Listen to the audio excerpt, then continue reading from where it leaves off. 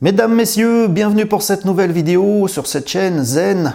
Aujourd'hui, on va tenter de voir un petit peu qui sont tous ces faux prophètes, parce que si on en croit l'Apocalypse de Jean, mais même sans ça, je crois qu'on peut constater aujourd'hui que les faux prophètes commencent à faire légion, et par les temps à venir, je crois que ça risque de s'envenimer. Donc on va voir un peu qui sont ces faux prophètes, ou dans quel domaine on peut les trouver, puis surtout, en deuxième partie, on va voir comment s'en prévenir, comment les éviter.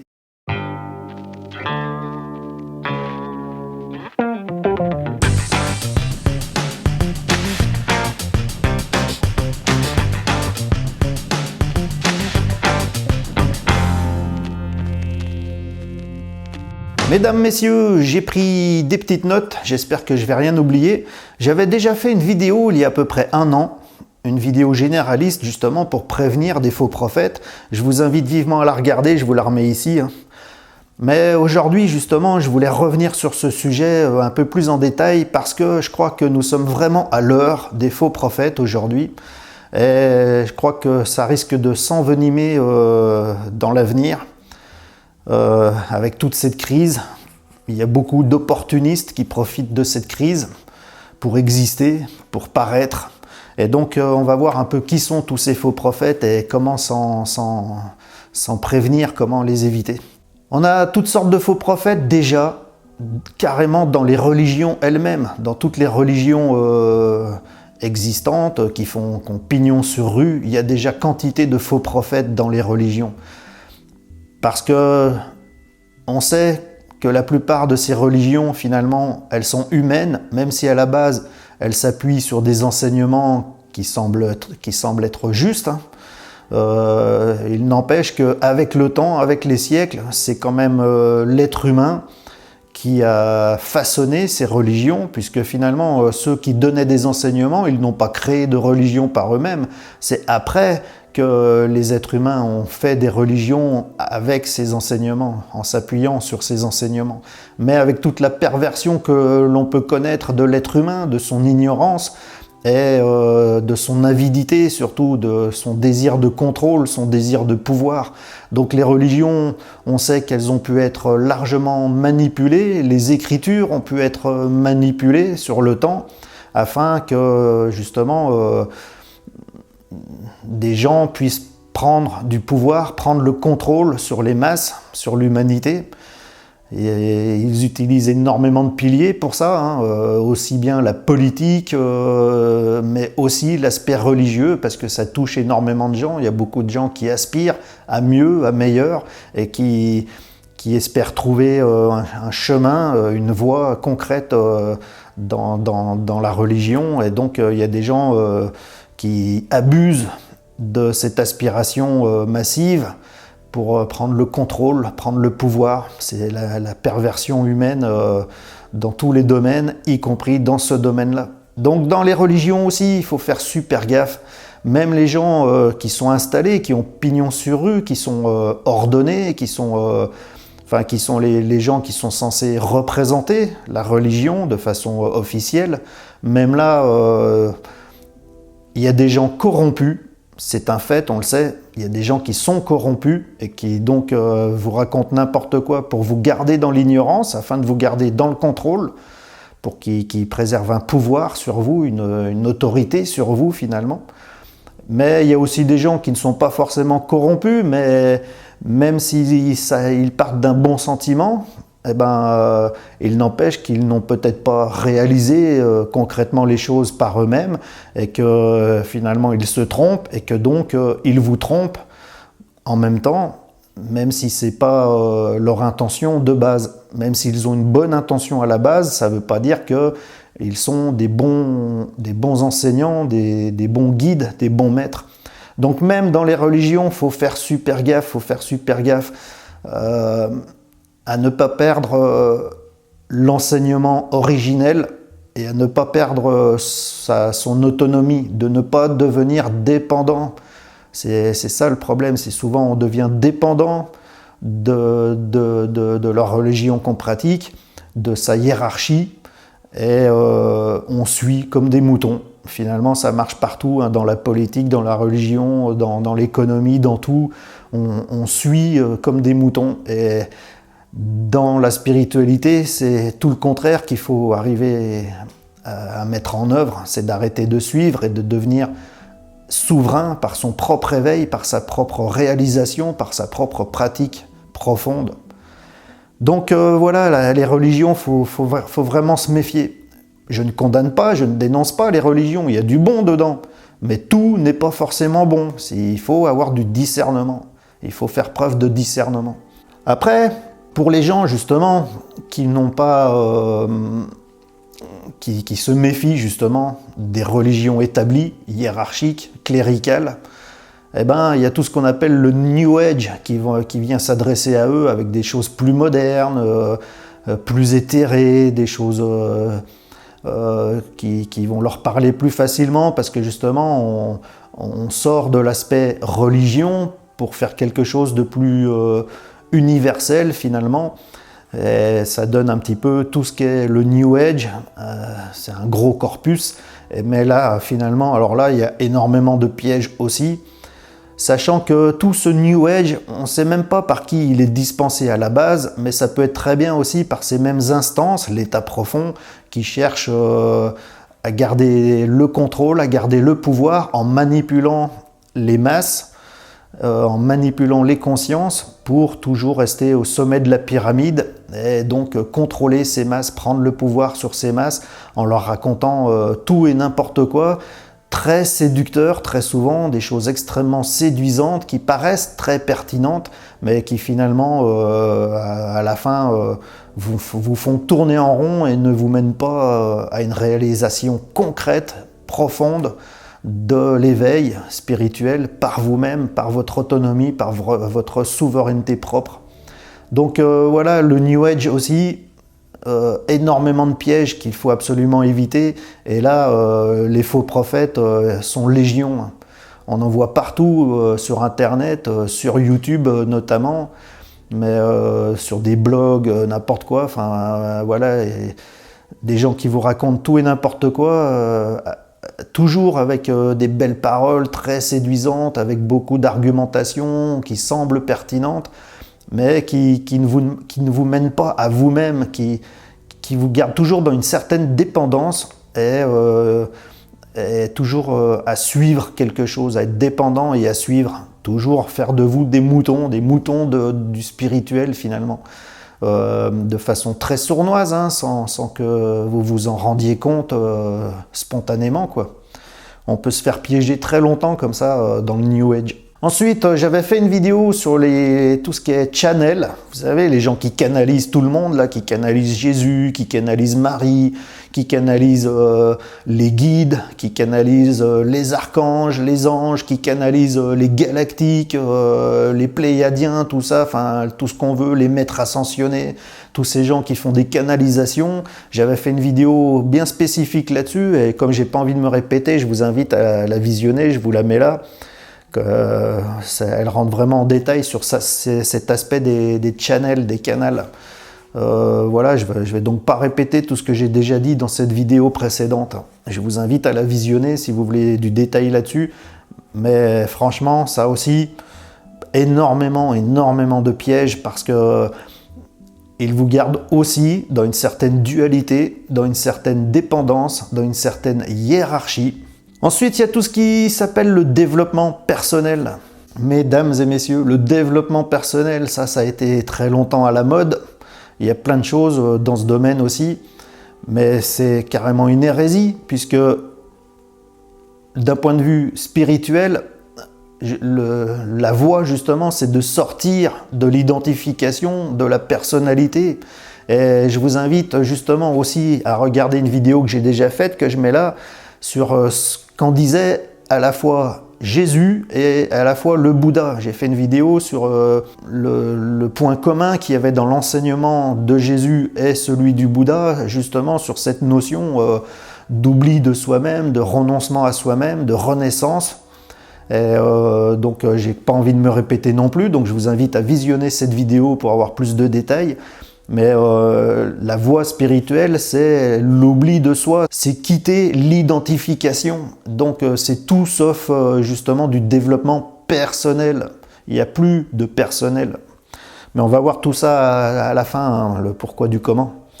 Ensuite, il y a tous ces influenceurs. Alors ceux-là, ça y est, ils commencent à faire vraiment légion aussi. Des influenceurs en tout genre, hein, soit par leur chaîne YouTube, soit par des blogs, soit par n'importe quoi qui puisse être un peu médiatique pour influencer. C'est la grande vague de ce qu'on appelle les influenceurs. Il y en a même qui gagnent leur vie en étant influenceurs. Mais voilà, ils influencent quoi? À partir de quoi? Souvent à partir d'eux-mêmes. Souvent c'est bien caché, mais ils ont un ego monstrueux en réalité. Et en fait c'est pareil, ils vous gardent dans une dépendance. Il faut en sorte que vous les suiviez constamment, que vous les suiviez tout le temps. Et ils vous gardent dans une dépendance comme ça, dans la dualité finalement. Avec ça, on a aussi les lanceurs d'alerte qui sont un peu dans le même sens, même si certains, ça part d'un bon sentiment. Ils ont envie de combattre l'état profond, la matrice, mais en réalité, ils ne font que la nourrir parce qu'ils vous racontent que des problèmes, ils vous racontent que de la dualité, comme s'il y avait que des méchants d'un côté et puis les gentils de l'autre, et puis que nous, on est les gentils, et puis qu'il faut absolument pas se laisser faire par les méchants. Mais il y a toute une narrative là-dessus, bien construite, comme un feuilleton qui s'arrête jamais, surtout. Et là aussi, il y a beaucoup d'opportunistes dans ce domaine-là. Mais là, pareil, ils vous gardent dans la dépendance et ils vous gardent dans la dualité. Tout ça, c'est tout du fake, en fait. Mais on va voir aussi pourquoi. Donc voilà, les faux prophètes, aussi bien dans les religions, aussi bien dans tout ce qui est le New Age, aussi bien chez les channels, ceux qui canalisent tout le monde, tout et n'importe quoi, tout ce qui est développement personnel, les influenceurs en tout genre, et les lanceurs d'alerte.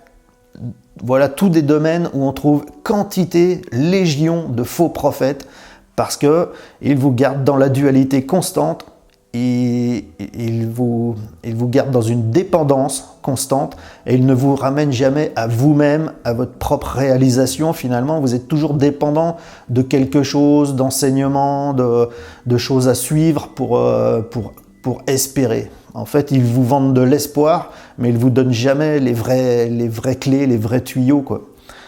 Voilà, donc la méthode pour se méfier de tout ça, parce que je vous dis, nous entrons vraiment à l'heure des faux prophètes. J'en vois des myriades sur Internet, notamment sur YouTube, de plus en plus, et puis je crois que ça va s'accentuer.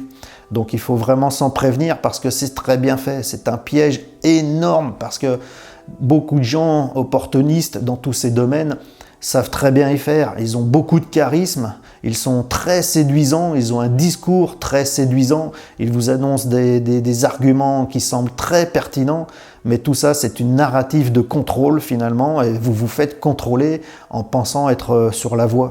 Ah oui, puis il y a tout ce qu'on appelle les marchands du temple aussi. Les marchands du temple, c'est ce que j'appelle les marchands du temple, c'est les gens qui vont en fait ne chercher qu'à faire des revenus avec tout ça. Ce sont des opportunistes, les marchands du temple, qui vont chercher à engendrer des revenus, à se faire un salaire, soit en canalisant, soit en étant lanceur d'alerte, soit en étant des gourous en tout genre, de New Age, n'importe quoi. Enfin voilà, des gens qui sournoisement, en grappillant par-ci par-là, des influenceurs, se font leur salaire sur votre dos finalement, par vos dons, etc., etc. Ce sont les marchands du temple, c'est ça les imposteurs finalement, les opportunistes, les faux prophètes. Parce que je vous rappelle, mesdames et messieurs, clé principale, Jésus n'a jamais rien fait payer. Le Bouddha n'a jamais rien fait payer.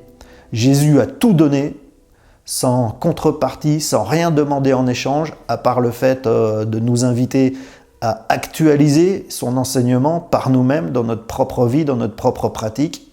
Le Bouddha, pareil, il nous a invités à actualiser, à vérifier, à pratiquer, mais jamais il n'a demandé de contrepartie. Donc si ni Jésus ni le Bouddha n'ont jamais rien fait payer, et d'autres grands maîtres, hein. Ça montre que le spirituel, ça ne se monnaie pas. Si vous faites du spirituel et qu'on vous demande quelque chose en échange, quoi que ce soit, c'est un fake, c'est des opportunistes, c'est des faux prophètes. Donc une des clés, c'est que quoi que vous suiviez, il faut absolument que ce soit toujours altruiste, toujours gratuit. Parce qu'autrement, c'est un fake. La spiritualité, ça ne se vend pas. Pour la simple et bonne raison que tout est un. Si tout est un, il n'y a ni grand, ni petit, ni haut, ni bas. Il n'y a pas de hiérarchie. Toute hiérarchie est luciférienne. Toute dualité est luciférienne.